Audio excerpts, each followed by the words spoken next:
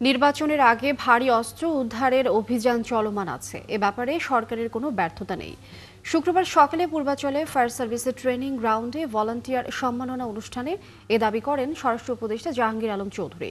এ সময় দুর্যোগ মোকাবেলায় ৫৫,০০০ ভলান্টিয়ারকে ট্রেনিং দেওয়ার কথা জানান উপদেষ্টা। বিশেষ অবদানে ২২ জনকে দেওয়া হয় সম্মাননা। যে কোনো সময় ফায়ার সার্ভিসের পাশে ভলান্টিয়াররা পাশে থাকবে সে প্রত্যাশা করেন তিনি। ভলান্টিয়ারদের আরও কিছু সুযোগ সুবিধা দেয়া যায় কিনা সেই বিষয়ে সরকার ভাবছেন বলে জানান উপদেষ্টা। পুলিশ কমিশনে অধ্যাদেশ প্রসঙ্গে তিনি বলেন, আইন করা হয়েছে মানুষকে সেবার জন্য, জনগণ যেন সেবা পায় সেই জন্য।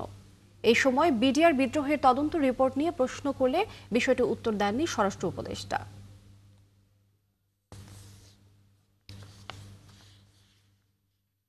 সরকারের কোনো ব্যর্থতা নাই, উদ্ধার হচ্ছে এবং উদ্ধার হতে থাকবে। আইন করা হয় জনগণকে সেবা দেওয়ার জন্য।